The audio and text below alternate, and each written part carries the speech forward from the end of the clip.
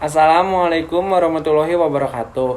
Perkenalkan, nama saya Rapli Nurha Sutarda. Saya dari kelas 10 IPA 1. Di sini saya akan menjawab beberapa pertanyaan yang sudah Ibu berikan. Untuk jawaban nomor pertama adalah unsur berdirinya suatu negara dibagi menjadi dua unsur konstitutif dan unsur deklaratif. Yang pertama, unsur konstitutif merupakan unsur yang harus ada pada suatu negara serta mutlak secara hukum yang meliputi wilayah, rakyat, dan pemerintahan. Untuk yang nomor kedua adalah unsur deklaratif. Unsur deklaratif merupakan unsur berupa pengakuan internasional serta fakta bahwa suatu negara ada yang meliputi. Yang pertama, pengakuan de facto. Pengakuan de facto adalah pengakuan berdasarkan kenyataan atau bisa disebut fakta.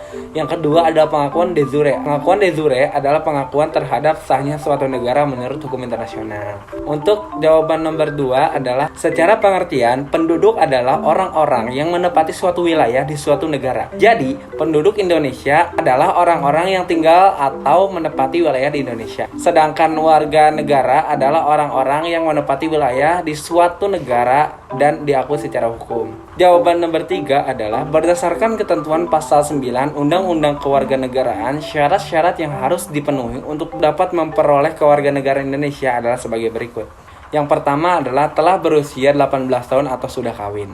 Yang kedua adalah pada waktu mengajukan permohonan sudah bertempat tinggal di wilayah negara Republik Indonesia paling singkat 5 tahun berturut-turut atau paling singkat 10 tahun tidak berturut-turut. Dan nomor ketiga adalah sehat jasmani dan rohani. Nomor 4, dapat berbahasa Indonesia serta mengakui dasar negara Pancasila dan Undang-Undang Dasar Negara Republik Indonesia tahun 1945.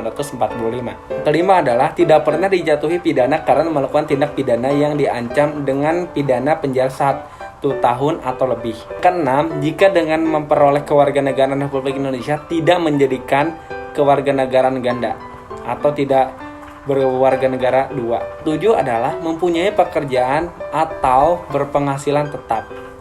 Dan nomor terakhir adalah bayar uang pewarganegaraan ke kas negara. Dan untuk jawaban nomor 4 adalah cara untuk memperkokoh persatuan dan kesatuan bangsa dapat dilakukan dengan pertama adalah menanamkan gotong royong. Yang kedua adalah menanamkan sifat tolong-menolong. Nomor ketiga adalah menanamkan sifat kekeluargaan. Keempat adalah musyawarah dalam pengambilan keputusan. Nomor kelima, kerjasama antar umat beragama yang berbeda. Keenam adalah tidak membeda-bedakan suku, agama, dan ras. 7 adalah menegakkan hak asasi manusia. Yang ke-8 adalah saling menghormati perbedaan antar sesama manusia. Yang ke-9 adalah peduli kepada orang lain. Yang ke-10 adalah menjunjung tinggi demokrasi. Nomor ke-11 adalah menghargai pendapat orang lain. Yang ke-12 adalah turut serta dalam penegakan hukum, pertahanan, dan keamanan. 13 adalah turut serta memajukan bangsa. 14 adalah bersosialisasi dengan siapa saja tanpa membeda-bedakan orang. Nomor 15 adalah menerima keadaan fisik setiap orang tanpa adanya diskriminasi. 16 adalah penegakan hukum yang adil tanpa adanya diskriminasi pada minoritas maupun status sosial.